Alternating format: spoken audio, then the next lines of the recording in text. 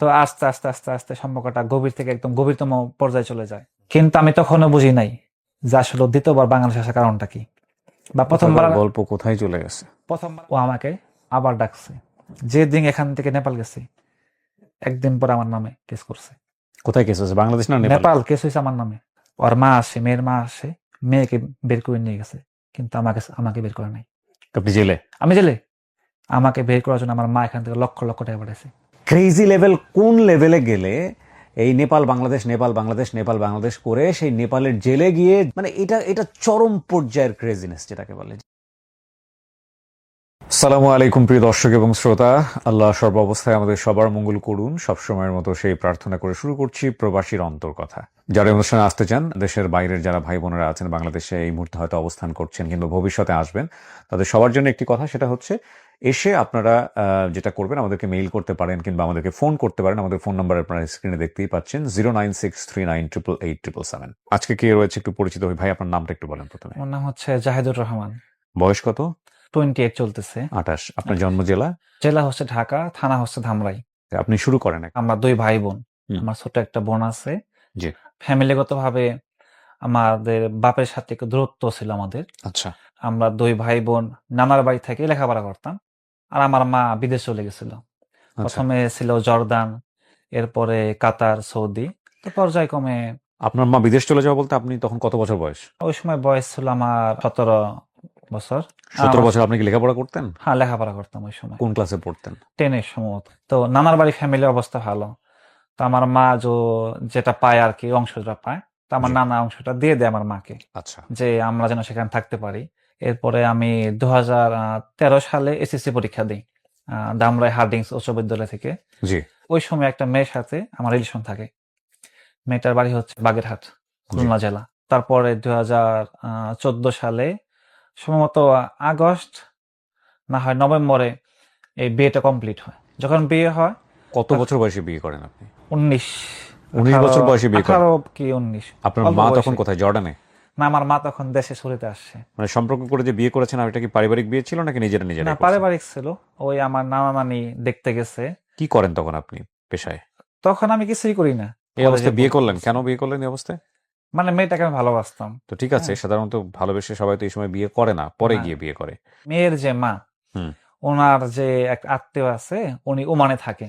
আচ্ছা। তা আমাকে বলতেছে আমাকে ওমান পাঠাবে, যেহেতু সম্পর্কটা ধরতে গেলে ফ্যামিলিগত ভাবে এটা মানে সেট আপ হয়ে গেছে অলরেডি। হুম। হ্যাঁ, মানে আমি সবকিছু বলতেছি আমার ওয়াইফরে যে হুম। ওমান চলে গেলে 3-4 বছর 5 বছর পরে আসবো, তত এনে ঝামেলা হতে পারে, তো বিয়েটা সেরে নেওয়া যাক।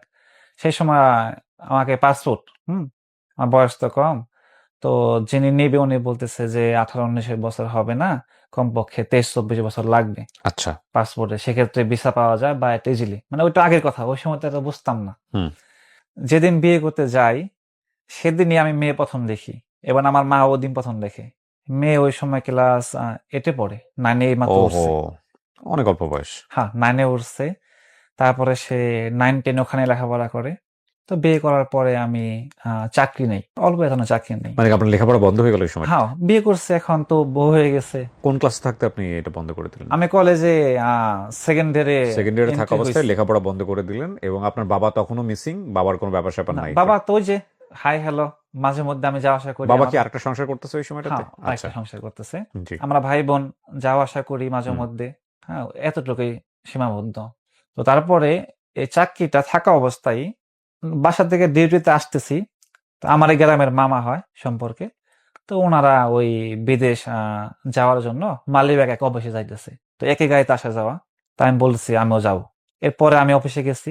পরে সেখান থেকে ক্লিনারের ভিসা দুবাইতে যাই। মানে আগে থেকে কোনো প্ল্যান নাই যে বিদেশ চলে যাব। ওই যে সকালে এক গাড়িতে আসছে, সেই সময় জিজ্ঞাসা করা। দালাল তো অনেক কথাই বলছে, যে সে চাঁদের দেশে পাঠিয়ে দিবে, 1500 টাকা বেতন দেবে, 5 স্টার হোটেল। ওই সময় তার বুঝি নাই। কত পরে সালে গেলেন? 20 ওকে, একটু পরে গেছি। ওকে। একই গ্রামে 3 জন গেছি আমরা। আমার ওখানে কাজ দেয় হচ্ছে বিল্ডিং এর কাজ, মানে আবুধাবি সিটির ভিতরে হুম। যে বিল্ডিং এ কাজ করি, আমাদের কোম্পানি ওই বিল্ডিং এর সাথে কন্টাকে মানে ক্লিনার দেয়। আচ্ছা। মানে আমার কাজ হচ্ছে সিঁড়ি, রিসিপশন, গ্লাস এগুলা পরিষ্কার পরিচ্ছন্ন রাখা। তো এইভাবে সবকিছু চলতেছিল।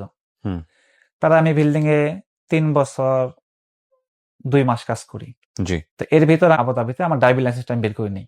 তো বের করার পরে আমাদের কোম্পানির সাথে এই বিল্ডিং ওয়ালা কোম্পানির কন্ট্রাক্টটা চলে যায়। আচ্ছা। চলে যাওয়ার পরে তো উনি যে ম্যানেজার ছিল আমাদের কোম্পানির, ওনার সাথে আমার ভালো সম্পর্ক ছিল। 26-27টা বিল্ডিং ছিল, 53 জন আমাদের কোম্পানি ক্লিনার কাজ করতো, বেশিরভাগ বাঙালি, 2-1 নেপাল ইন্ডিয়ান আছে। ওই আমরা মাসিক হিসেবে ওনাকে আসতো একবার দেখা করতে, 200-300 টাকা দিয়ে দিতাম, সেক্ষেত্রে ভালো সম্পর্ক। তা আমি বলি যে কন্ট্রাক্ট চলে গেছে, তাকে আমাকে একটা কোম্পানির একটা ড্রাইভার ব্যবস্থা করে দেন যদি কোনো ফাঁকা থাকে। 3-4 দিন পরে ফোন দিচ্ছে, বলছে দুবাইতে ড্রাইভার লাগবে। কাল সকালে তোর ডিউটি, লাইসেন্স তো বের করছে কিন্তু আমার হাত তো ক্লিয়ার না। তো একজন বাঙালি আছে আমার এই ফ্রেন্ড, ও কিলনা থেকে ড্রাইভার হয়েছে, আর বাসা হচ্ছে টাঙ্গাইলে। পরে আমার সুপারভাইজার ওই বাঙালিরে পাঠায় আমার সাথে। এই 2-3 দিন 4 দিন চলতে চলতে পরে হাত সবকিছু ঠিক হয়ে যায়। আচ্ছা। আমাদের ক্যাম্পটা ছিল হচ্ছে সিটির বাইরে, আর আমরা কাজ করতাম আবুধাবি সিটিতে। আমার ক্যাম্প থেকে চলে যেতাম মুসাফা, জি। ওখান থেকে কিছু লোক উঠাইতাম, সাপ্লাইয়ের লোক, ওদের দিয়ে আসতাম হচ্ছে আপনার এয়ারপোর্টের ভিতরে। দিয়ে আসার পরে 7টার ভিতরে আবার সকাল এই লেডিস যে ক্যাম্পটা আছে, মানে আমাদের একটা এটা বয়েজ ক্যাম্প, এটা হচ্ছে মরুভূমির একদম ভিতরে। আর লেডিস ক্যাম্পটা হচ্ছে একটু 10 মিনিট দূরে, যেখানে আরবিদের ঘর টর আছে, মানে একটু জাঁকজমকপূর্ণ এলাকা, ওখানে লেডিস ক্যাম্পটা আছে। তো ওখান থেকে ওই নেপাল ইন্ডিয়ান মেয়ে উঠাই নিয়ে যেতাম, আবার যার যেখানে ডিউটি সেখানে রেখে আসতাম। আচ্ছা। আবার যখন বিকেল হইতো, ওই যে যাদের রেখে আসছি পর্যায়ক্রমে তাদেরকে আবার নিয়ে আসতাম। জি। তো এখানে মুসাফা নামে একটা জায়গা আছে, 2টা মেয়ে এখানে কাজ করতো। একটা মেয়ে তো ফিলিপিনি, ওর নামটা আমি জানি না, আর একটা মেয়ে হচ্ছে নেপালি, ওর নাম হচ্ছে সাবিনা, সাবিনা রোচাল। রোচাল। হ্যাঁ, রোচাল। তো আমার কাজ ছিল ফিলিপিনি মেয়েটা আবার বিয়ে করছে এক পাকিস্তানি ছেলেরে। ওই মেয়েটা আবার ক্যাম্পে থাকতো না, ও থাকতো হচ্ছে ওনার যে হাজবেন্ড আছে, ওনার যে ফ্লাইট আছে সেখানে থাকতো। তা আমার হচ্ছে ওই এয়ারপোর্টের লোকগুলা 3টার সময় উঠাতাম, 3:30টার ভিতরে আমি নামিয়ে দিতাম ক্যাম্পে। এবার আবার 4টা 5-এ আবার এই 2টা মেয়েকে আবার উঠাতে হবে যারা আমার কোম্পানির। তো ওখান থেকে গাড়ি নিয়ে আসতাম, উঠিয়ে 4টা 30-এর ভিতরে ওই যে মেয়েটা ফিলিপিনি মেয়েটা, ওকে নামিয়ে দিতাম হচ্ছে ওর জায়গায়। নামিয়ে দেওয়ার পরে তাহলে আমার গাড়িতে মেয়ে কয়টা রইলো? একটা মেয়ে রইলো শুধুমাত্র, সাবিনা রোচার। হ্যাঁ, সাবিনা রোচার। এখন আমি কিন্তু নামিয়ে দিই 4টা 30-এ। এখন ওখান থেকে আমি যেখানে যাব, অন্য একটা লোক উঠাইতে, বাঙালি একটা ছেলে উঠাইতে যাব, আমার যাইতে সময় লাগবে 20 মিনিট, কিন্তু ছেলের ছুটি হবে 5:30টায়। তাহলে আমার 4:30, 4টা আপনার 50 হয়ে যাইতেছে, আমাকে সময় বাঁচতে 40 মিনিট। এখন আমি যেখানে আছি এখানে তো আমি গাড়ি রাখতে পারবো, কারণ পার্কিং ফ্রি, কিন্তু সিটির ভিতরে আমাকে গাড়ি রাখতে দিবে না, 1 মিনিট আমি রাখতে পারবো না গাড়ি। আসার আগে তো পার্কিং থাকে, কারণ সিটি তো আরো পরে শুরু হবে। ওখানে থাকতাম ওই 30-40 মিনিট, ফোনে কথা বলতাম বাড়িতে, ওয়াইফের সাথে, মার সাথে কথা বলতাম। আর ও সাবিনা রোচাল কার সাথে কথা বলতে বসতাম না, কারণ ওই সময়টা এত হিন্দু পারে না, ও নেপালি ভাষা কথা বলে। আচ্ছা। মাঝে মধ্যে হিন্দি বলে। ওই পরিচিত হয়েছি যে কিভাবে আসছেন, কতদিন কোম্পানি আছে, বেতন কয় টাকা ধরছে আপনার, আমি জিজ্ঞেস করি আরে। তারপরে ও বলে আপনি কিভাবে ড্রাইভার হয়েছেন, কিভাবে বাসা কে আছে, এই কথাবার্তা হয়েছে। এটাই এইভাবে চলতেছিল। দীর্ঘ সময় বিদেশ করলে 2-3 বছর হয়ে যায়, মানে দেশের প্রতি একটা ভালোবাসা প্রথম যেটা থাকে এটা অটোমেটিক কমে যায়। মানে পরিবর্তন তো থাকে একটা আলাদা ভাবে, একটা যে নিঃসঙ্গতা এটা কাজ করে। নেপালি যে মেয়েটা দেখতে একদম বাঙালিদের মতো। আচ্ছা। 1-2 কথাতে ওই যে 40 মিনিটের সময় ওখান থেকে যায়, ওখান থেকে মূলত মেয়েটা আমার সাথে কথা বলতে চায়। এরপরে আস্তে আস্তে আস্তে আস্তে সম্পর্ক হয়ে যায়, ও ফোন নাম্বার দেয় আমাকে, কথা বলি। সম্পর্ক হয়ে যাওয়া বলতে কি আপনারা দুজনের মধ্যে একটা প্রেমের সম্পর্ক তৈরি হয়? হ্যাঁ, একটা প্রেমের সম্পর্ক তৈরি হয়ে যায়। আপনার সম্পর্কে ও কি জানতো? আপনি ওকে কি বলছিলেন যে আপনি ম্যারিড কিনা এগুলো বলেছিলেন? তখনও আপনার জানাশোনা কিছু হয় না এগুলা? না, মানে ও এমন ব্যবহার করতেছে, বোঝা যাইতেছে ও আমাকে পছন্দ করতেছে। সে ফোন নাম্বার রাত্রে ফোন দেয়, আমি খাইছি কিনা, রুমে গেছি কিনা, কয়টার সময় ঘুমাবো, বা আমার জামা কাপড় ক্লিন হয়েছে কিনা। হ্যাঁ, এরকম কথাবার্তা ও ওর তরফ থেকে বলে। এরকম করতে করতে প্রায় 2 সপ্তাহ চলে গেছে। তারপর ও আবার বলতেছে সপ্তাহে একবার আবুধাবি নামাইতে হবে, এখানে কে আছে? বলছে আমার একটা বোন আছে, সপ্তাহে একবার দেখা করি। ওই যে একদিন ছুটি, প্রায় 3 সপ্তাহ কি 25 দিন হয়ে গেছে। এরপরে একদিন আমার নামে কমপ্লেন চলে আসে। আমার নামে কমপ্লেন করছে অফিসে। কে করছে আমি জানি না। সুপারভাইজার ফোন দিছে, সাবিনারে ডিস্টার্ব করো তুমি। আমি বলছি না তো। বলছে তোমার নামে কমপ্লেন আছে, হেড অফিস হচ্ছে আবুধাবি, দেখা করো, পিয়ারের সাথে দেখা করো। চিন্তা করতেছি কমপ্লেন কে দেয়? আমার গাড়িতে 3 জন বাঙালি, গাড়ি তো আমি সেফটিতে চালাই, যে কমপ্লেন দেয় মেয়েরা কমপ্লেন দিবে সুপারভাইজারের কাছে যে গাড়ির ড্রাইভার রং চালাচ্ছে বা জোরে চালাচ্ছে, তাই না? মেয়েটারে ফোন দিছি যে আমার নামে কমপ্লেন হয়ে গেছে, তুমি কি কমপ্লেন করছো কেন? ও বলে না আমি কেন কমপ্লেন করবো, আমি তোমাকে ভালোবাসি, আমি তোমাকে কমপ্লেন কেন করবো? পরে অফিসে আর যাইনি, স্যারের যে নাম্বারটা আমি ওনাকে ফোন দিই, স্যার জি। কি কমপ্লেন? সাবিনা আসলে হাজবেন্ড অফিসে আসছিল, তোমার নামে কমপ্লেন আছে, তুমি তার ডিস্টার্ব করো। আমি তো আকাশ থেকে পড়ছি, তার আবার হাজবেন্ড আছে এখানে। তো আপনি আমি জানতেন না বিষয়টা? না, হ্যাঁ, আমি আপনার জিজ্ঞেস যে করছি, ওয়াইফ আছে সেটাও আপনি বলেন নাই? সম্পর্ক কেবল শুরু হয়েছে। ও আমার না, এটা ব্যক্তিগত বলতে কতক্ষণ লাগে ভাই? এটা বলেন না, এটাই তো কথা। না, আপনিও বলেন নাই, সেও বলে নাই। আমি ওকে জিজ্ঞেস করছি ওর বিয়ে হয়েছে কিনা, ঠিক আচ্ছা। আছে? ও আমাকে অস্বীকার করছে, না আমার বিয়ে হয়নি। আমি বলতেছি আমি তোমাকে ডিস্টার্ব করি না, তুমি এটা অবশ্যই জানাও। আচ্ছা। এখন ও তো আবার ভয় পায়, কথা বলতে ভয় পায়। আমি বলছি ভয় পাইলে হবে, বা আমার এখন সমস্যা হয়ে যাচ্ছে। সাবিনা আমার পেয়ারে ফোন দিছে, বলছেন না ড্রাইভার আমাকে ডিস্টার্ব করে না, ড্রাইভারের সাথে আমার কোনো সম্পর্ক নাই, এটা আমার হাজবেন্ডের সাথে আমার ভালো সম্পর্ক না, এর জন্য সে একটা মিথ্যা অজুহাত দিছে। ওর হাজবেন্ড আমাকে 2-3 দিন পরে ফোন দিছে। ফোন দেওয়ার পরে আমাকে বলতেছে যে, ভাই সরি, মিস্টেক হয়ে গেছে, আসলে আমি বুঝতে পারি নাই। অফিসে গিয়ে বলতেছে যে এটা আপনি না, এইটা আপনি না, হুম। এটা অর্থই হচ্ছে আরেকজন। আর আমার প্রশ্ন সাবিনার কাছে ছিল, এই অন্য একজনটাকে, তোমার ওকে, হাজবেন্ডের বক্তব্য হচ্ছে এইটা। ইন্টারেস্টিং। হ্যাঁ, প্রিয় দর্শক এবং শ্রোতা, ভিডিওর এই পর্যায়ে ছোট্ট করে খুবই গুরুত্বপূর্ণ কিছু তথ্য দিতে চাই।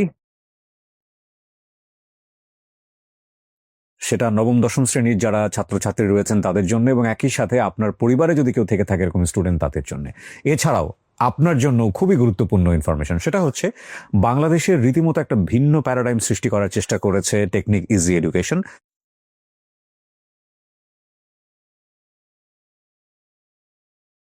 যারা বলছে যে কোচিং সেন্টারের আর প্রয়োজন হবে না কিছুদিন পরে, কারণ তাদের যে এডুকেশন সিস্টেম বা তাদের বইয়ের যে সিস্টেম, ডেফিনেটলি আমি বলবো যে এটা যদি কন্টিনিউ করে বাংলাদেশে সবাই, তাহলে একসময় কোচিং সেন্টারের আর প্রয়োজন হবে না। কারণ এই বইগুলো আপনার টেবিলে থাকা মানে হচ্ছে একজন শিক্ষক আপনার সঙ্গে 24 ঘন্টা আপনার টেবিলে আছেন।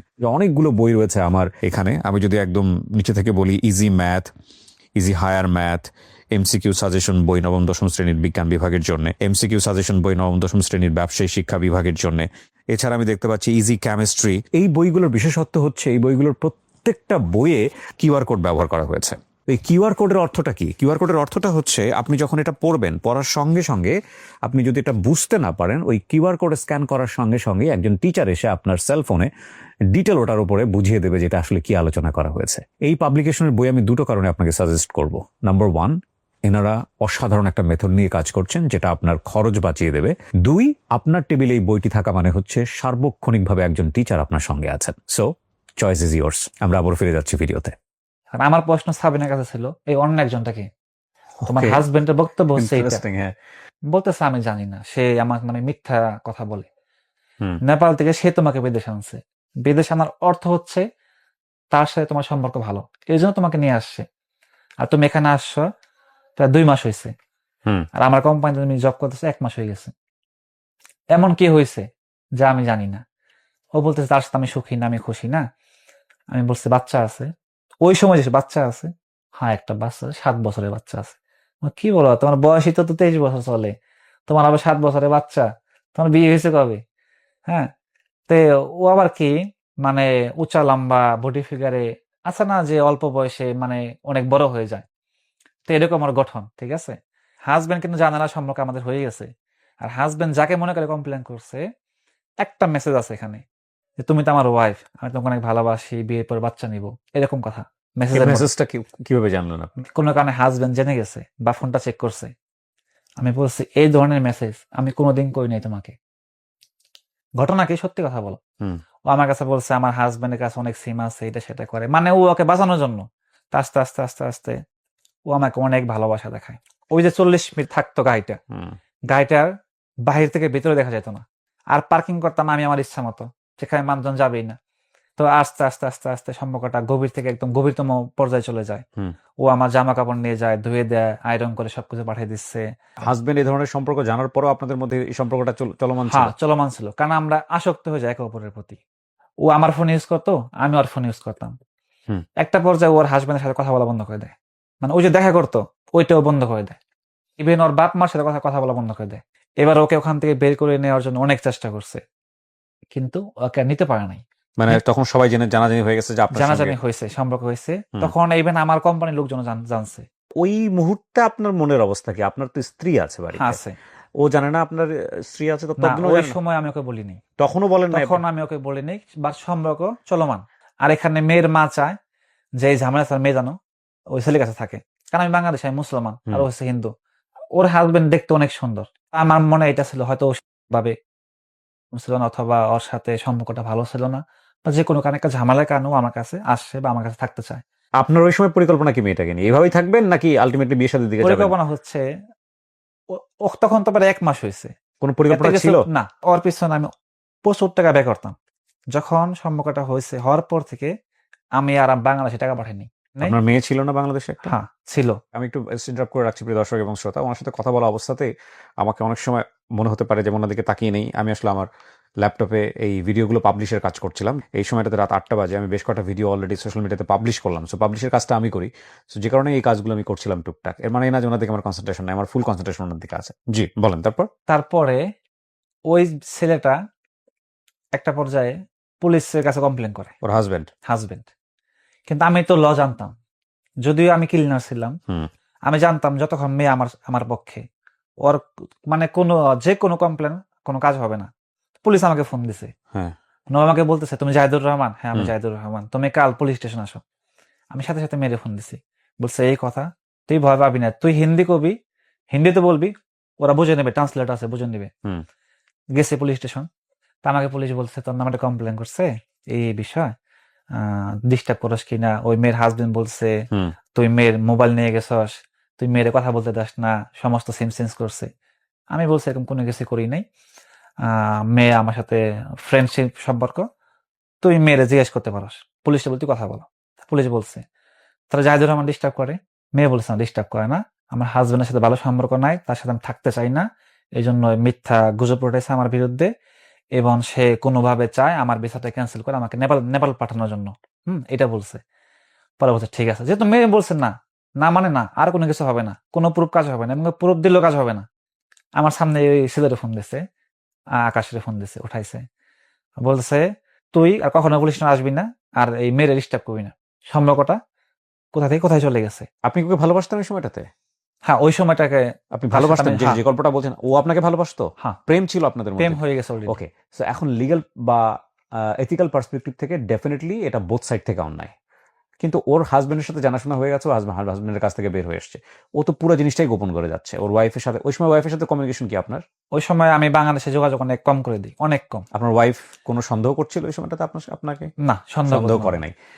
এখন আপনি জাস্টিফাই করতে পারেন কোনো না কোনো দিক থেকে যে লং ডিস্টেন্সের রিলেশনশিপে আছে, কাজ করছিল না, এতদিন ধরে দেশের বাইরে আছে, সুতরাং ওখানে তার বয়স অল্প, চাওয়া পাওয়া তৈরি হয়েছে, হোয়াট এভার ইট ইজ। কিন্তু ফ্যাক্ট হচ্ছে যে ফিলিংস যেটা, এই ফিলিংসের জায়গাটা এটা আসলে এথিক্স মানে না, এবং ডেফিনেটলি এটা মোর ডেঞ্জারাস, কিন্তু ওই সময়টাতে মাথায় থাকে না। জি। এখানে একটা প্রবলেম হয়ে যায় আমার এর ভিতরের মধ্যে, যে আমি যে গাড়িটা চালাইতাম এই গাড়িটা, আর আরেকটা গাড়ি আছে কোম্পানি রেন্টে নিয়ে আসছে, এই দুইটা গাড়িতে ফাইন আসে। মানে ফাইনটা কিরকম, এই যে গাড়িগুলো রাস্তায় চলছে না, যে ওখানে লিমিট ছিল, যাত্রী প্যাসেঞ্জার বহন করতেছে, হুম। এই জন্য 100 উপর চলতে পারবে না। নিয়মটা আমরা জানতাম, যেহেতু আচ্ছা। ড্রাইভার ছিলাম, আমরা অবশ্যই জানতাম। কিন্তু এখানে কোম্পানি একটা ফল্ট করছে।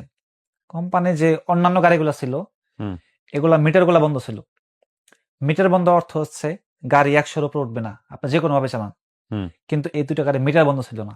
যখন মিটার বন্ধ না হয়েছে, রাস্তা 160, ওই যে আমি তাড়াতাড়ি যাব বা অন্যান্য ড্রাইভার যারা আছে, যখন 101, 102 চলছে, একটু পরে পরে আপনার রেকর্ডিং ক্যামেরা আছে ওদের দেশে, ফাইন ওখানে ফ্ল্যাশ মেরে ফাইন দিয়ে দিবে। হুম। আবার জুড়ে গেল ফাইন, যেহেতু কোম্পানি গাড়ির মিটার বন্ধ করে নাই, আমরা আমাদের মধ্যে চালাচ্ছি। নিয়ম হচ্ছে ফাইন ক্যাপচার করার সাথে সাথে কোম্পানি ফোনে মেসেজ চলে যাবে, কোম্পানি জানতে পারবে মেসেজে যে কার গাড়িতে ফাইন আসছে, কি কারণে ফাইন আসছে, কোথা থেকে ফাইন আসছে। আমি গাড়ি চালিয়েছি 1.5 মাস হয়েছে, আর ফাইন শুরু হয়েছে 5 মাস আগে থেকে। আমার গাড়িতে ফাইন আসছে 98,000 দিরহাম, দুবাই, প্রায় বাংলা 30 লক্ষ টাকা।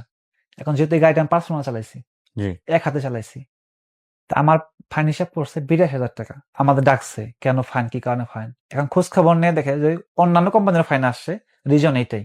এরপরে ওই যে গাড়ি চালিয়েছি না, হুম। তো এখন ফাইন কোম্পানি পেড করে নাই। যখন পেড না করছে, ওই সেডি যখন আবুধাবির ভিতরে ঢুকছে, হুম। সেডি কিন্তু জানে গাড়ির ভিতরে ফাইন। ওই মেয়েটা কিন্তু আমার গাড়িতে একা বসা, তখন ওই সাবিনা একা বসা। জি। হঠাৎ করে ওই পিছন থেকে লাইট জ্বালিয়ে দিছে সেডি গাড়ি, বুঝতে পারছে যে আমাকে সিগন্যাল দিছে, গাড়ি থামিয়ে দিছি। তো মেয়েটা ভয় পাচ্ছে, কারণ ওই যে গাড়িতে কেউ ছিল না, ওই একা সামনে বসতো, মানে আমার পাশের সিটে বসতো। কথাবার্তা বলতাম দুইজন, হাসাহাসি করতাম। তো ও মনে করতেছে যে এই কারণে হয়তো সিআইডি বা পুলিশ দেখছে যে হাসাহাসি করতেছে গাড়ি চালানোর অবস্থায়, হয়তো এই কারণে। তা আমি সুপারভাইজারকে ফোন দেই যে এই ঘটনা, বলছে গাড়ি দিয়ে দে। তো গাড়িটা নিয়ে আসছো, আমার লাইসেন্সের একটা ফটো ফটো নিয়ে নিছে। গাড়ি কিন্তু নিয়ে গেছে, অলরেডি নিয়ে গেছে। তো মেয়ের আমি এখন দাঁড়িয়ে দিছি ওই খেজুর গাছের নিচে, তো কথাবার্তা বলতেছি, ঠিক আছে। ওই সময় আমার ফোনে ফোন আসে বাংলাদেশ থেকে, আমার মা ফোন দেয় যে মার সাথে কথা বলি। তো ও তো মেয়ে তো বুঝতে পারতেছে, তো মানে ও আমাকে ইশারা করতেছে আমার মার সাথে কথা বলবে। কিভাবে দিব, মা নাকি নাকি মনে করবে ঘরে ওয়াইফ আছে, আবার কি নাকি বলবে। তা আমি মারে বলি যে কথা বলবে মেয়ে, কথা বল, এই যে আমার গাড়ি গাড়ি এভাবে নিয়ে গেছে, এই ঝামেলা। মা তো বাংলা কথা বলতেছে, আর মেয়ে তো বাংলা বোঝে না। 1-2 মিনিট দেখে পরে মা বলে ও কি বলছে, বলতেছে আমি পরে বলবো না, পরে বিষয়টা বলবো না। কিন্তু আমার ওয়াইফ অলরেডি বুঝে ফেলছে যে আমি সম্পর্কে জড়িয়েছি। খুব স্বাভাবিক। কারণ আমি বাড়িতে এখন আগের মতো কথা বলি না, আগের মতো ফোন দিই না, আগের মতো খোঁজ খবর নিই না। যদিও টাকা পয়সাও দিতেছি না, অবশ্য টাকা পয়সা বাড়িতে ছিল, খাওয়ার মতো সবকিছু ছিল, ব্যাংকে ব্যালেন্স ছিল, দিতেছি না। কারণ আমি তো আরেকজনের প্রেমে অলরেডি। আমার কথা যে উপর দিয়ে ও যেটাকে রিপ্লে করবে বা ওর পছন্দ বলবে, এই সাহস ওর আর নেই ওই সময়। কারণ ও অলরেডি ওর হাজবেন্ড অলরেডি আলাদা হয়ে গেছে, মানে ওর তরফ থেকে। কিন্তু হাজবেন্ড তোকে ছাড়া নাই। হাজবেন্ড চাচ্ছে কোনো না কোনো ভাবে ভিসা ক্যান্সেল করে ওকে নেপাল পাঠিয়ে দেবে। কিন্তু এটা হাজবেন্ড ছেলে তো হবে না, চাইতে হবে তো কোম্পানি। আর মেয়ের সাথে আমার সম্পর্ক শুধু মুখে শুনছে, কোনো প্রমাণ তো নাই। কোম্পানির বসে তুই প্রমাণ নিয়ে, মেয়ের বাপ আবার এই আবুধাবিতে কাজ করে, উনি এখন রেস্টুরেন্টে শেফ। তো এর ভিতর আমি আবার ওর পাস্ট সম্পর্কে জানছি। সম্পর্কে কিভাবে, হ্যাঁ বাপ মা বিয়ে দিছে, পছন্দ ছিল না, আগে থেকেই আমার উপর সন্দেহ করতো, বাচ্চা স্কুল নিয়ে যেতাম, কত সময় পরে স্কুল থেকে আসতেছি, পুরো আমার স্ক্রিন শেয়ার চায়, ডিউটি অবস্থায় ফোন দেয়, আশেপাশে কে, এগুলা মানে বিরক্ত। মেয়ে এক প্রকারে বিরক্ত হয়ে গেছে ছেলের উপরে। ইভেন একবার সুসাইড করার জন্য চেষ্টা করছে ওর ওই মেয়ের হাজবেন্ডের বাসায়। কোনো না কোনো ভাবে ওই ছেলের মা ওকে বাঁচিয়ে নিছে। মেয়েটা যে বাপটা আছে, বাপকে নিয়ে অফিসে যায়, হুম। যে ভিসাটা ক্যান্সেল করে ওই বাচ্চার জন্য নেপাল পাঠিয়ে দেবে। মানে তাদের পরিকল্পনা ছিল যদি মেরে নেপাল পাঠিয়ে দেয় তাহলে তো আমার সাথে সম্পর্ক বিচ্ছিন্ন, জি। আর কোনো না কোনো ও মানে ঠিক হয়ে যাবে। এখন মেয়ে মেয়ে কান্নাকাটি করে। আমি মেয়েরে বলি যে যতক্ষণ তুই না চাবি কেউ ভিসা ক্যান্সেল করতে পারবে না। আর কোম্পানি এত পাগল না যে তোমার পিছনে এত টাকা খরচ করে ভিসা ভিসা দিছে, কোম্পানি তোমার ক্যান্সেল করবে। আর তোমার সাথে আমার কোনো প্রুফ নাই ওদের কাছে, যে কোনো প্রমাণ নাই যে এই প্রমাণের ভিত্তিতে কোম্পানির কাছে ভিসা ক্যান্সেল করবে। কোম্পানি এক প্রকারে বিরক্ত হয়ে গেছে এই ঝামেলা। ওই ছেলেটা বারবার যাওয়া আসা করে, যে ম্যানেজারটা হয়তো ছেলে কিছু টাকা দিছে যে আমাকে চেঞ্জ করার জন্য আবুধাবি থেকে অন্য কোনো সিটিতে যাওয়ার জন্য, বা অন্য কোনো সিটি যদি দেয় তাহলে সম্পর্কটা বিচ্ছিন্ন হয়ে যাচ্ছে। ওই যে ফাইনাল যে বিষয়টা যেটা বলছি, গাড়ি কিন্তু আমার আইডি থেকে নিয়ে গেছে। যে গাড়িতে ফাইন ছিল ওই গাড়ি কোম্পানি আনছে আরেকজনের কাছ থেকে, তারা আবার কোম্পানির নামে কেস করে দিছে। কোম্পানির ডিসিশন নিছে আমাকে চেঞ্জ করে দিবে, আমাকে অলরেডি ফুজাইরা ডিস্ট্রিক্টে দিবে। ফুজারা যাব, যাইতে আমার সমস্যা নাই, কিন্তু আমি দ্বিতীয়বার আবুধাবি আসবো না, চাকরি থাকা না থাক। কেন? আমি বলছি ওই গাড়ি আমার আমার লাইসেন্স থেকে নিছে, যদি কোম্পানি ফাইনও দেশ তারপরে গাড়িতে ব্যাক করতে পারবি না আমার ছাড়া। জানার পর এখন তো আমার তা চেঞ্জ করতে পারবে না, কারণ গাড়িতে কোম্পানি লাগবে। আবার কেসও চলতেছে, শেষে এমন হয়েছে জিএম বলতেছে তোমার বেতন এই টাকা, আমরা 1,000 টাকা বাড়িয়ে দিতেছি, হ্যাঁ এই পেপারে সাইন করো। আরবিতে লেখা ওই পেপার যেখানে সাইন করতে হবে। আমি বলতাম ওই পেপার আমার কাছে দাও, এখানে কি লেখা আছে বাংলা ট্রান্সলেট করে পড়বো, হুম। তারপরে সাইন করবো। ও বলতেছে না, দেওয়া যাবে না। আমরা তো আগেই জানি ও পেপার বানাইছে ওর ইচ্ছা মতো। বিদেশের নিয়ম কি, আপনি যদি কোনো পেপারে সাইন করছেন, আপনি বোঝাই করেন না বোঝাই করেন, সাইন হুম। করছেন, তো ওইটা আপনি মেনে করছেন। এখন ওখানে যা লেখা আছে এটা আপনি করতে বাধ্য। হুম। এখন আমি তো জানতাম এই পেপারে যদি সাইন করি কোম্পানি আমাকে ব্লক লিস্ট করতে পারে, আমাকে ট্রাভেল ব্যান করতে পারে, বা আমার ঝামেলা করতে পারে। ইভেন ওখানে এই কথাটাও লেখা ছিল যতদিন এই ফাইন পেড না করবো আমরা, ততদিন আমরা ইউএ থেকে বাইরে দেশে আসতে পারবো না। না, যেখানে কোম্পানি আমি প্রতি মাসে স্যালারি দিবে আপনাকে, দিতে বাধ্য। স্যালারি দিছে, স্যালারি পেপার একটা বানাইছে, একটা সিগনেচার পেপার ওকে। লেখা আছে যতদিন এই ফাইন কমপ্লিট না হবে ততদিন আমাকে কোম্পানি থাকতে হবে। তাহলে আমাকে থাকতে হবে কত বছর? 7 বছর আরো কোম্পানি কাজ করতে হবে। হুম। হ্যাঁ, আমার পেপারে সাইন দেয় নাই, ঝামেলা করছে কোম্পানির সাথে, কেস লড়তেছি। এটা রাগ করে কোম্পানি মেয়েটাকে সবাই দিয়েছে সৌদি পরে আলদাফরা। ওখানে যাওয়ার পরে কোম্পানি এমনও করছে আমার যেদিন ছুটি ওর একদিন পরে ছুটি, যেদিন আমার ছুটি ওর ডিউটি। ও অসুস্থতা ভাঙ করতো, ওখান থেকে গাড়িতে আপনার আবুধাবি চলে আসতো। আমি আবার এখানে রুম ভাড়া নিতাম, 300 টাকা 350 টাকা লাগতো। ওখানকার 350 টাকা বাংলায় প্রায় 10-11 হাজার টাকা যাচ্ছে শুধুমাত্র 24 ঘন্টা থাকার জন্য। যখন এই ফাইনের যে ঝামেলাটা এটা শুধু বাড়তেই থাকে, হুম। কোম্পানির ফাইন পেড করে না, ঠিক আছে। আর ওর হাজবেন্ডও ঝামেলা করতেছে। এর ভিতরে মেয়েটা একবার দেখা করতেছে আমার সাথে। হুম। ওর যে ব্যাংক কার্ডটা, যে স্যালারি কার্ডটা, ওটা আমার কাছে দিয়ে দিছে। মানে এত ভালোবাসা, ওর ব্যাংক কার্ডটা আমার কাছে দিয়ে দিছে। ওকে ওর হাজবেন্ডকে ডিভোর্স দিছে? না, ডিভোর্স হয়নি। ডিভোর্স তখন হয়নি। আর ডিভোর্স তো ওখানে হবে না, ডিভোর্স করার জন্য নেপাল যেতে হবে। এখন আমি তখনও বুঝতে পাই নাই যে আসলে এত ভালোবাসার কারণ কি। কারণ তখন তো ভালোবাসা লিপ্ত। সম্পর্ক হওয়ার পর থেকে আমি বাংলাদেশে টাকা পাঠাইনি। আমার বেতন ছিল অনেক, এবং আমি যখন বিল্ডিং কাজ করতাম, ওখান থেকে কন্ট্রাক্ট যাওয়ার পরে প্রায় 13,000 দেড়হাম আমাকে দেওয়া হয় বিল্ডিং থেকে। ওই ম্যাডামরা 400, 500, 1000 দেড়হাম করে 13,000 দেড়হাম পাই। এবং আমার মাকে তারা গোল্ডের রিং দিয়ে দেয় এবং অনেক কসমেটিক দিয়ে দেয়। ওই যে বলে আসছে বিল্ডিং থেকে বাংলাদেশে যাবো, 3.5 বছর হয়ে গেছে। এখানে সবার ড্রাইভারি কাজ করতেছি। তো সমস্ত টাকাই 13,000 দেড়হাম কত হয় বাংলাদেশে, প্রায় 4 লক্ষ টাকা খরচ হয়ে গেছে আমার 2 মাসের ভিতরে। এরকম ঝামেলা চলতে থাকে। পরে আমার সিদ্ধান্ত নেই যে আমার বাংলাদেশে চলে আসবো। তখনও কিন্তু আমি আমার পরিবারটা জানাই নাই, বাবাকে আমি বলি নাই। আমরা বলতে আমি আর ওই মেয়েটা সাবিনা লোচাল ওকে নিয়ে বাংলাদেশে আসবেন? আসবো, এটা আমরা কারণ এক হচ্ছে আমার ফাইনের ঝামেলা, দ্বিতীয় ওর হাজবেন্ডের ঝামেলা করতেছে। তো এই ক্ষেত্রে আমি একজন ম্যাডামের সহায়তা নেই। যখন ক্লিনার ছিলাম, ওখানে একটা আরবি ম্যাডাম ছিল আমার, তা উনি আমাকে পরামর্শ দেয় কিভাবে ওকে যেতে হবে। বাংলাদেশে আপনি রাখবেন কোথায়? কি পরিকল্পনা আপনার? না, এটা তো আমি নিজে করছি, তারপর ওকে জানাইছি। আমি জিজ্ঞেস করি তুমি বাংলাদেশে? হ্যাঁ অবশ্যই যাবো, তোমাকে ভালোবাসি, কেন যাবো না। পরে বলছে আমি একটা সত্য লুকাইছি, এটা আমি বলতে চাই, তারপর তোমার সিদ্ধান্ত। তুমি তো আগে থেকে ওই ছেলের সাথে থাকতে চাও না। আমি এটাও প্রশ্ন করি, যদি আমি তোমার জীবনে না আসতাম, তাহলে কি তুমি তার সাথে আলাদা হয়ে যেতে? ও বলতে এটা হওয়ারই ছিল। তাই আমি বলছি যে আমি একটা সত্য লুকাইছি, বা আমি বলার সময় পাইনি, বা আমি বলি নাই ইচ্ছাকৃত ভাবে, কি যে আমি বিবাহিত। এইটা ও আমার সাথে আবুধাবি দেখা করতে আসছে, ওই মদিনা জাহিদ থেকে। আমি বিবাহিত, আমার বাচ্চা আছে, একটা আছে। আমার মা, এর ভিতরে আমার মা জানিয়ে ফেলছে, কিন্তু আমার মা আমাকে বারবার আমাকে আটকানোর চেষ্টা করতেছে যে বাচ্চা আছে ঘরে, ওয়াইফ আছে, মানুষ ভুল করে, এখান থেকে সরে আসা ভালো। সে জাতি হিন্দু, আর অন্য একটা দেশের মেয়ে, ঠিক আছে, ওদের এখানে আসলে তোর বাচ্চার কি হবে। মানে আমার মা বলতো যে তুই বিয়ে করলে বউ পাবি, তোর আগের ওয়াইফ হয়তো চলে যাবে, ডিভোর্স হবে, সেও হাজবেন্ড পাবে, তোর বাচ্চাটা কি হবে।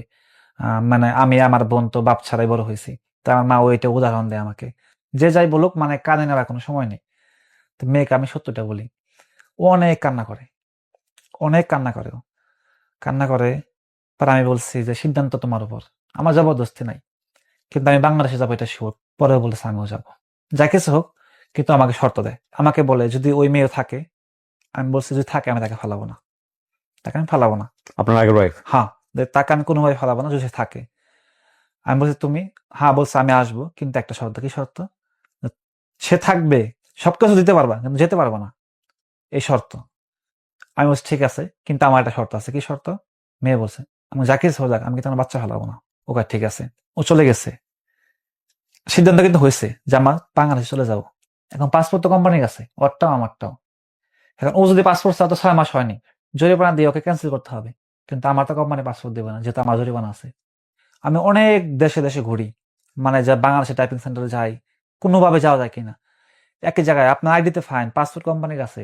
ধরেন আপনি পাসপোর্ট বানাইলেন, যাবেন কিভাবে? আপনি এয়ারপোর্টে ধরবে না। পরে ওই যে ম্যাডামটা ছিল, আমি বলি সবকিছু, আমাকে বলে যে এইভাবে তুই যেতে পারবি। আমি দুবাই থেকে একটা পুলিশ রিপোর্ট বানাই যে আমার পাসপোর্টটা হারিয়ে গেছে, কোম্পানির কাছে পাসপোর্ট।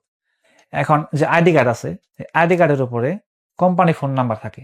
মানে আইডি কার্ড দিয়ে যদি আমি যা কিছু করি না কেন, কোম্পানি কোনো না কোনো কারণে জেনে যাবে। সর্বপ্রথম আমি টাইপিং সেন্টার থেকে সাবিনার আর আমার আইডি কার্ড থেকে কোম্পানির মোবাইল নাম্বারটা সরে দিয়ে আমাদের ফোন নাম্বারটা বসিয়ে দিই।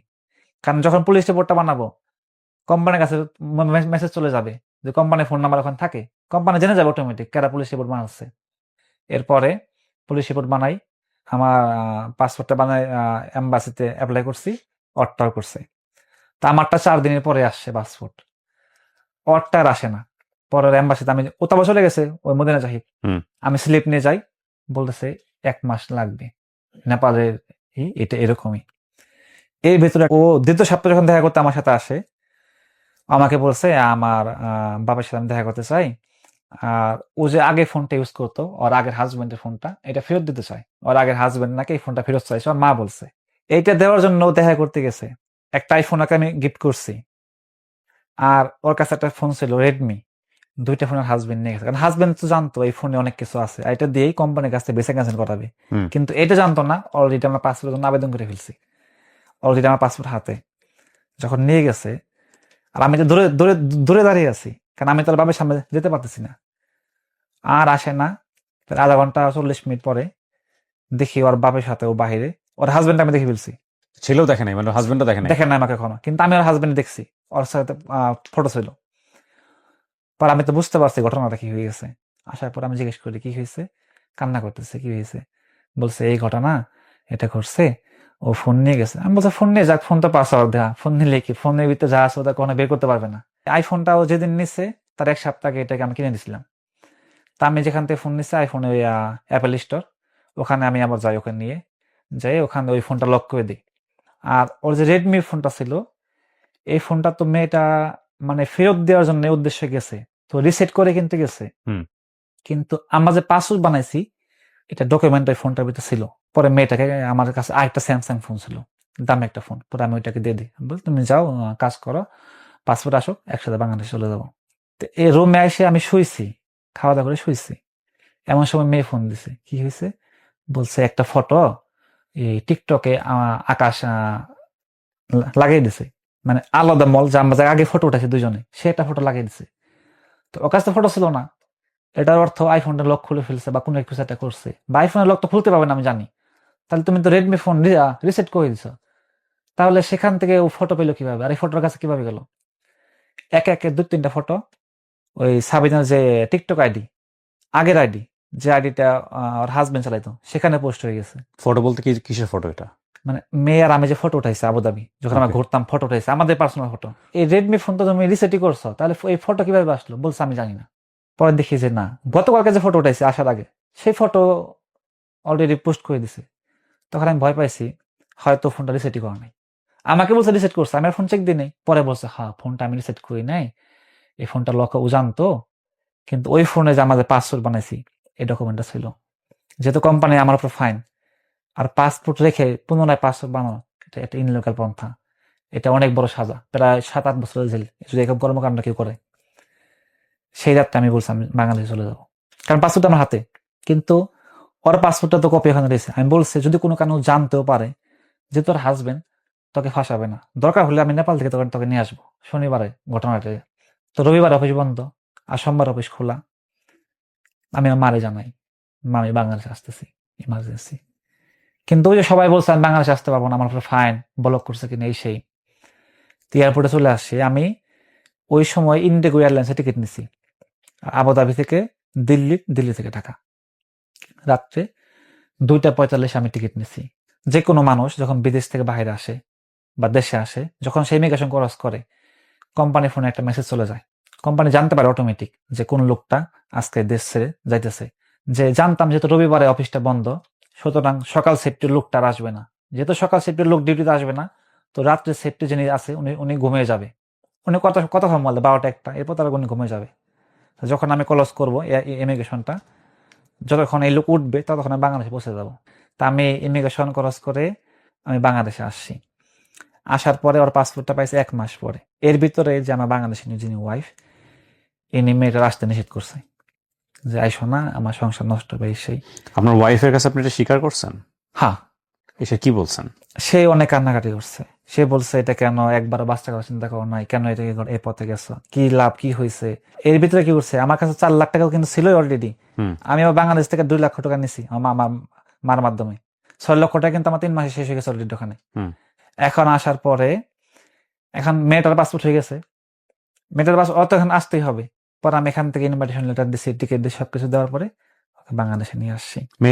মেয়েটা বাংলাদেশে আসছে, আমি আসার 1 মাস মানে পরে ওয়াইফ আসছে। না করার পরেও আপনি তাকে নিয়ে না, আসছেন? মানে এতটাই ভালোবাসে আমাকে ও, যে আমার ওয়াইফ মানা করছে, আমার ওয়াইফকে জবাব দিচ্ছে আমি আসলে সব ঠিক হয়ে যাবে, কারণ ও জানে আমি ওকে ভালোবাসি আর আমি ওর প্রেমে আসক্ত। যেহেতু 1 মাস হয়ে গেছে বাড়িতে আসছি, মানে আমার বড় বড় উপরে যে একটা ফিলিংস বা একটা টান বা নাই। আমি ঘন্টার পর ঘন্টা কথা বলতেছি আমার ওই ওই মেয়ের সাথে, রাত 12টা 1টা 2টার মতো কথা বলতেছি, আমি ওয়াইফের সাথে কথা বলতেছি। তো এরপরে মেয়েটা বাংলাদেশে আসে, আমার মা আমাকে অনেক না করছে, আমি বলছি যা কিছু হোক যাক মেয়ে বাংলাদেশে আসবে, এটা গ্যারান্টি। আমি রিসিভ করছি এয়ারপোর্টে, আনার পরে আমরা এখানে বিয়ে করি। বিয়েটা কিভাবে হলো? বিয়েটা করছে এই যে 1872 একটা স্পেশাল অ্যাক্ট আছে বাংলাদেশে, যে মেয়ে তার ধর্ম বা ছেলে পরিবর্তন না করে বিবাহতে আবদ্ধ হতে পারবে। ওকে, আপনারা এই এই অ্যাক্টে অ্যাক্টের বেসিসে বিবাহ করি। আর ও একটু সময় চায় আমার কাছে, মুসলিম হবে, কাগজে কলম হয়ে গেছে কিন্তু অলরেডি, মানে ও যে মুসলিম হওয়ার জন্য এটা অলরেডি হয়ে গেছে, ও পাকা ওরা সাইন করছে, সাবিনা রহমান থেকে সাবিনা রহমান নাম রাখছে, সবকিছু হয়ে গেছে, কিন্তু অন্তরে তো বিশ্বাস নেই।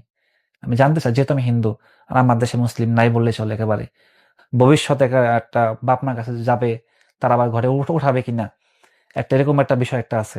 এর ভিতরে আবার আমাদের সমাজ থেকে ঝামেলা করে, কাজী ডেকে বিয়ে করে নাও, হুজুর হুজুর দিয়ে কালমা পড়ে দাও, মানে যে ওখানে তো কাগজে কলম হয়েছে, এখানে ও তো মুসলিম, তো মানে ও তো বিশ্বাসী স্থাপন করতে পারতেছে না, তো কালমাটা পড়বে কিভাবে? আর এটা জোর জবরদস্তি তো করাও যাচ্ছে না ওর উপরে। রাষ্ট্রীয়ভাবে হয়তো বিয়ে হয়েছে, কিন্তু ধর্মীয়ভাবে কিন্তু এটা বিয়ে হ্যাঁ, হয় নাই। এটা হয় নাই। পরবর্তীতে ও সময় চায়, তো তারপরে আমার বড় যিনি ওয়াইফ, উনি চলে যায় বাপের বাসায়, চলে যাওয়াই উচিত। মেয়েটার সাথে করে নিয়ে যায়। এখন আমি আমার মেয়ের সাথে কথা বলি, তার সমস্যা, যিনি আমার দ্বিতীয় ওয়াইফ এই সাবিনা লোচাল, 15-20 দিন পরে এটা চাচ্ছে না, কারণ আমার মেয়ে তো ছোট। আমি ফোন করলে সর্বপ্রথম আমার প্রথম ওয়াইফ ফোন ধরে, যেহেতু তার সাথে আমার ভালোবাসার সম্পর্ক ছিল। ফোন ধরার পরে তার সাথে 4-5 মিনিট কথা হয়, ও কিন্তু বাংলা বুঝতে, ও মনে করতেছে যে না জানে কি। এখন ও আর আমার মেয়ের সাথে কথা বলতে দেয় না, দেবে না। এরপর আমি মেয়ে একদিন দেখতে গেছি, ওকে এখানে রেখে আসার পর আমার সাথে কথাই বলে না। সবকিছু ঠিক আছে, খানা খাচ্ছে, ঘরে কাজ করতেছে, আমার মা যা বলে আমি শিখে দিতেছি, ও সেটা করতেছে, কিন্তু আমার সাথে কথা বলে না। আমি বলছি, আমি তোমাকে আগেই বলছি আমি বাচ্চা ফালাবো না। বলছে তুমি তোমার ওয়াইফের সাথে কথা বলো। আমি বললাম বাচ্চা তো ফোন ধরতে পারে না, আগে ওর মা ধরে তারপর তা ফোন দেয়। তো একটা পর্যায়ে আমি বলি, আসলে তুমি কি চাও, সোজা কথা বলো, আমি নেপাল চলে যাবো, 2 মাসে নেপাল চলে যাবো। কেন? আমি থাকবো না এখানে, আমি নেপাল চলে যাবো।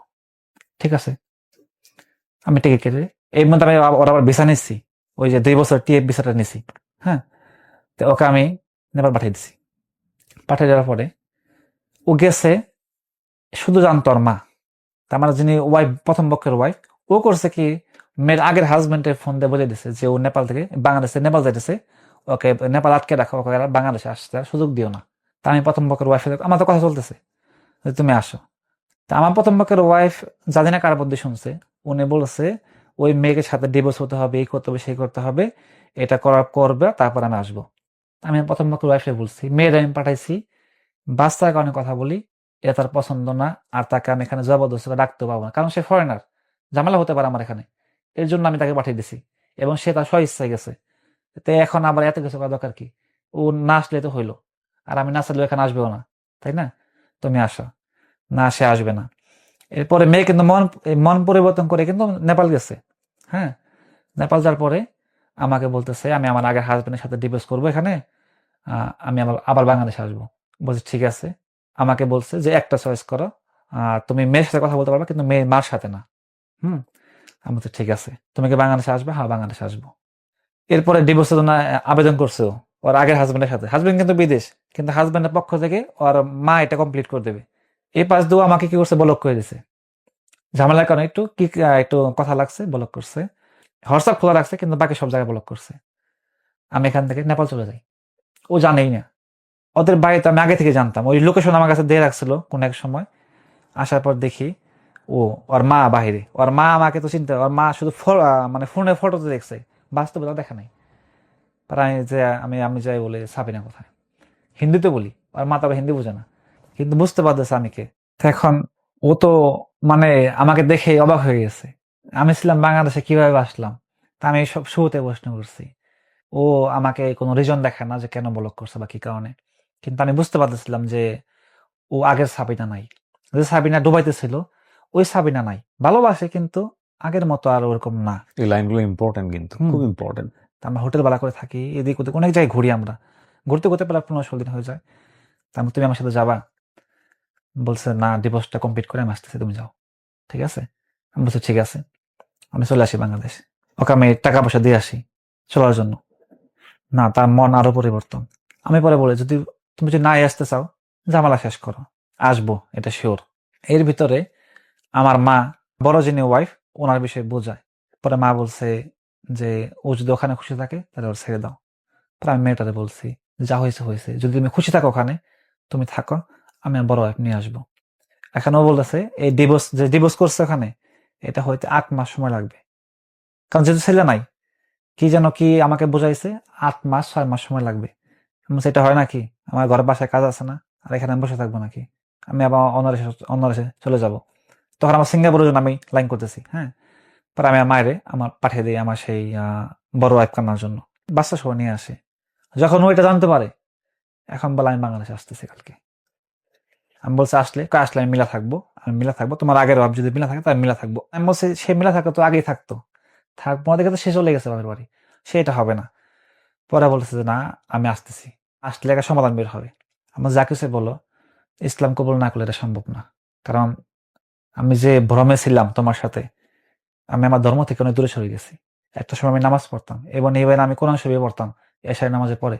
আমি এখন কোরআন শরীফ পড়াও ভুলে গেছি, আমি এতটা পাপে লিপ্ত হয়ে গেছি তোমার সাথে, ঠিক আছে। পরে বলছে আমি মুসলিম হব। আমি মার সাথে কথা বলছি, মা অনুমতি দিছে। আমাদের বাংলাদেশে একটা মেয়ে 2-3টা বিয়ে হলে সমস্যা, একটা কিছু হয় না, কিন্তু নেপালে এটা সম্ভব না। কারণ নেপালে কানুন সম্পূর্ণ ভিন্ন। আমি বিয়ে করছি, ডিভোর্স করলে অর্ধেক সম্পত্তি মেয়েকে দিতে হবে, নেপালের ল এটাই। এর জন্য তারা মনে করে যে 1-2টা বিয়ে হলে মনে করে যে মেয়ে খারাপ, এটা তার বিজনেস। এই কারণে এত হয়ও না ওদের দেশে, হ্যাঁ। তো কালচার সিস্টেম আলাদা, যেহেতু দেশ আলাদা। ও আসে, আমারও আনার ইচ্ছা, ওরও আসার ইচ্ছা। আমি বলবো না জোর করে আসছে, কিন্তু এবার মা ওকে আর আমার বাড়িতে ওঠায় না। মার একটা শর্ত, যদি সে ইসলাম কবুল করে তাহলে এটা সম্ভব, তাছাড়া সম্ভব না। ও একই কথা, কি কথা বলে কিন্তু আসছে, ইসলাম কবুল করবে, থাকবে। তাই আমি বড় ওয়াইফরে বোঝাই, ও যদি ইসলাম কবুল করে সবার জন্য ভালো না, আর আমি যদি ইনসাফ করতে পারি তোমার কি সমস্যা? তো আমার বড় ভাই বলছে আমি হাজবেন্ডের বা কারো দেবো না, যদি তুমি তার হও আমি আলাদা। আমি বলছি বাচ্চার কি হবে? বলছে বাচ্চা কাছে তুমি চিন্তা করছো, চিন্তা করলে তুমি কাছে করতাই না। মানে আমার ওয়াইফ, বড় ওয়াইফ কিন্তু আমাকে ভালোবাসে, কিন্তু সে কোনো না কোনো ভাবে আমাকে তার কাছে রাখতে চাইতেছে। কিন্তু আমি তখনও বুঝি নাই যে আসলে ওর দ্বিতীয়বার বাংলাদেশে আসার কারণটা কি, বা কোথাকার গল্প কোথায় চলে গেছে। প্রথমবার আসার কারণটা কি। আমি দেখি ওর ভিতরে অনেক পরিবর্তন, আমি প্রশ্ন করি না, পরিবর্তন, শুধু পরিবর্তন। এখন আমি মনে করতেছি যে আমি ওর পেছনে অনেক টাকা ভাঙতাম, হয়তো হয়তো এই কারণে হয়তো ওর হাজবেন্ডে ছেড়ে দিয়েছে। একটা সময় মেসেঞ্জার একটা ফোন আসে আমার মোবাইলে, যেহেতু মোবাইলে আমার ওর ফটো ফেসবুকে প্রোফাইলে একটা ফোন আসে, একটা মেয়ে ফোন রিসিভ করছে। এই মেয়েটা সাবিনা ক্লাসমেট, যখন ক্লাস 9-এ পড়তো মেয়েটা। পরে বলছে আমার শুনছি বাংলাদেশে চলে গেছে, বাংলাদেশে বিয়ে করছে, ও কেন এটা করছে, আগের হাজবেন্ডে কেন দুঃখ দিছে, কেন বাচ্চা ছাড়ছে। আমি তো সেটা ওর ব্যাপার, আমি তা জানি না। বলছে আগেও লাভ ম্যারেজ করে বিয়ে করছে। কি লাভ ম্যারেজ? পরে বলছে হ্যাঁ, ও আগে তো লাভ ম্যারেজ, মানে যে হাজবেন্ড যাকে ছেড়ে দিছে তার সাথে লাভ ম্যারেজ ছিল। আমি সমস্ত তার কাছে শুনি, কারণ আমিও আবার ওদিন আবার আমার বাড়িতে গেছি। আমি কিন্তু বাসা বাইরে থাকতেছি মেয়েটাকে নিয়ে, আমার তার টাকা পয়সার সময় কম নাই, অনেক টাকা পয়সা ছিল আমার কাছে। আমি চাচ্ছিলাম কোনো না কোনো যদি মিলাইতে পারি আমার দুই ওয়াইফরে, মানে প্ল্যান ছিল আমি আর মেয়ে দুজনে বিদেশ করবো, এটাই তো আমাদের প্ল্যান আগে থেকে। মেয়ে ঘর থেকে বের হয়ে গেছে, যেমন বের হয়ে বিয়ে বিয়ে বসে না, যে বাপ মার অনুমতি ছাড়া, এইভাবে বিয়ে বসছে। তখন আমার মনে অনেক প্রশ্ন, রুমে এসে জিজ্ঞেস করি বিয়ে কিভাবে হয়েছিল তোমার? বিয়ে হয়েছে, বাপ মাই দিছে, বিয়ে হয়েছে। কিন্তু ওই মেয়ে যে কথা বলে সব আমি রেকর্ড করে ফেলছি, তার আমি সব শোনাই। এখন তারাও শেয়ার করতে পারবে না। তা আমি ওকে আঘাত করি, প্রথমবার 4-5টা থাপড় দিই, অনেক জোরে থাপ্পড় দিই। আমার এত পরিমাণ রাগ হয়ে গেছে যে এই ঘটনা, প্রেম করে বিয়ে, তারপর আবার ঘর থেকে বের হয়ে যাওয়া, বাচ্চা, আবার বিদেশ নিছে, কি কারণে তাকে ছেড়ে দিছো? খুশি না, খুশি না 7 বছর সংসার কিভাবে হয়? আমি তো গেছি অন্য একটা কারণে, আমি তো আমার বউ ফালাইনি, বা সে আমাকে, আমার বউ ইচ্ছাকে তলে চলে গেছে আমার কাছ থেকে আমাকে সুখী থাকার জন্য।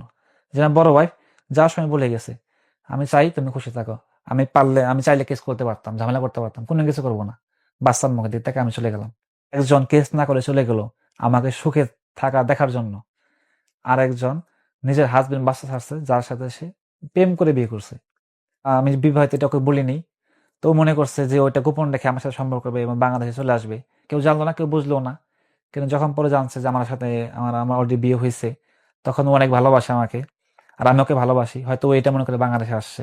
শর্ত তো আমি রাখছি, কিন্তু বাচ্চার সাথে কথা বলা বন্ধ করি নাই। এই কারণে পুনরায় চলে গেছে নেপাল। সেখানেও ডিভোর্স হয়নি, কারণ ওর আগের হাজবেন্ড আর আসেনি বিদেশ থেকে। আবার এখানে আমার বড় ওয়াইফ চলে আসছে, তাহলে তো যাওয়ার জায়গা নেই, আবার এখানে আসছে। আবার আমি সত্যিটাও জেনে গেছি। পরে আমাকে এবারে বলে যে না, আহ, আমি হব না। আমার মা ওই সময় বলছে, কিন্তু এখন বলছে যে আমি মুসলিম হই, আমার আর কোনদিন তারা বাড়িতেও উঠাবে না, আর আমি এখান থাকবো না, আমি এখান থেকে চলে যাব। তো ওর প্ল্যানটা আমি তখনও বুঝতে পারিনি। ঠিক আছে, নেপাল আবার পাঠিয়ে দিছি নেপাল। যখন আবুধাবি থাকতাম, একান্ত মুহূর্তে কিছু পার্সোনাল ফটো ভিডিও ছিল। তো এই পার্সোনাল ফটো ভিডিও গুলা আমার ফোনে ছিল। দ্বিতীয়বার আসছে, আসার পরে যখন আমি বাড়িতে গেছি আমার মার সাথে দেখা করার জন্য, ও এই ফোন থেকে সমস্ত ফটো ভিডিও নিয়ে গেছে। চলে যাওয়ার পরে ও আমাকে আবার ডাকছে। যে দিন এখান থেকে নেপাল গেছি, একদিন পরে আমার নামে কেস করছে। কোথায় কেস হয়েছে, বাংলাদেশ না নেপাল? নেপাল কেস হয়েছে আমার নামে। কেস করছে মেয়ের আগের হাজবেন্ড। আমার অপরাধ হচ্ছে, ফেসবুকে আমাদের প্রোফাইলে ফটো ছিল যেখানে ওই মেয়ে তার ওয়াইফ ছিল, নেপালি নিয়ম অনুসারে, কানুন অনুসারে। কেস চলতেছে, সে কেস করছে, আমার দুজনের উপরে কেস করছে। আমি মেয়েরে বলছি, ডিভোর্স তো আগের বাড়ি হয় নাই, আর এখন তুমি তার সাথে আমার সম্পর্কই শেষ। তুমি ডাকছো অন্য একটা কারণে আমি এখানে আসছি, তোমার ডাকে আমি সাড়া দিছি। আমার আর তোমার নামে কেস করার কারণটা কি? কেস করে তোমার নামে করো, আমার নামে কেন করছে? মেয়ের মা আসে, মেয়েকে বের করে নিয়ে গেছে, কিন্তু আমাকে বের করে নাই। আপনি জেলে? আমি জেলে। আমাকে বের করার জন্য আমার মা এখান থেকে লক্ষ লক্ষ টাকা পাঠাইছে। পরে বুঝতে পারছি যে আমাকে ওই ব্যবহার করছে ওর আগের হাজবেন্ডের কাছ থেকে ডিভোর্স নেওয়ার জন্য। তাহলে আমাকে নেপাল ডাকার অর্থ কি? যে আমার কাছ থেকে টাকা উদ্ধার করবে। এটা তার মূল প্ল্যান ছিল, কারণ এটা ওর বিজনেস। কারণ ওর আগের হাজবেন্ডের সাথে ওইটাই করছে, শুধু এইটাই না, ও আরো অনেক কিছু করছে, যেটা নেপাল এই লাস্টে যাওয়ার পর আমি জানতে পারছি। তো সাবিনা বলতেছে, একটা শর্ত আমার, কি? তোমার বড় ওয়াইফকে ডিভোর্স করতে হবে। বড় ওয়াইফকে ডিভোর্স করে দিবা, আমি তোমাকে বের করবো, আমি তোমার সাথে বাংলাদেশে যাবো। আমি বলছি না, এটা হবে না। আর তুমি আমাকে ডাকছো তো অন্য কথা বলে। পরে মেয়ে আমার কাছে ডিমান্ড করে যে আমাকে আরো 10 লক্ষ টাকা দিতে হবে। 10 লক্ষ না দিলে আমি তোর নামে কেস করবো। নেপালে একটা আইন হচ্ছে, 1 বছরের ভিতরে যদি শারীরিক সম্পর্ক হয়ে থাকে, মেয়ে কেস করতে পারে। মানে মেয়েটা এতই খারাপ, ওর ফ্যামিলি থেকেও বিচ্ছিন্ন। ও আজও পর্যন্ত ওর ফ্যামিলিতে যাইতে পারে না, ওর ঘরে যেতে পারে নাই এখন পর্যন্ত। সেই কেসে আমি 3 মাস 17 দিন জেল খাটছি নেপাল। কে বের করছে আপনাকে ওখান থেকে? প্রিয় দর্শক এবং শ্রোতা, ভিডিওর এই পর্যায়ে ছোট্ট করে খুবই গুরুত্বপূর্ণ কিছু তথ্য দিতে চাই। সেটা নবম দশম শ্রেণীর যারা ছাত্রছাত্রী রয়েছেন তাদের জন্য, এবং একই সাথে আপনার পরিবারে যদি কেউ থেকে থাকে এরকম স্টুডেন্ট তাদের জন্য।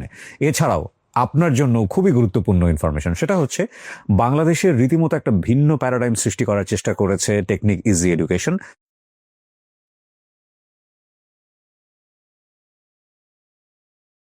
যারা বলছে যে কোচিং সেন্টারের আর প্রয়োজন হবে না কিছুদিন পরে, কারণ তাদের যে এডুকেশন সিস্টেম বা তাদের বইয়ের যে সিস্টেম, ডেফিনেটলি আমি বলবো যে এটা যদি কন্টিনিউ করে বাংলাদেশে সবাই, তাহলে একসময় কোচিং সেন্টারের আর প্রয়োজন হবে না। কারণ এই বইগুলো আপনার টেবিলে থাকা মানে হচ্ছে একজন শিক্ষক আপনার সঙ্গে 24 ঘন্টা আপনার টেবিলে আছেন।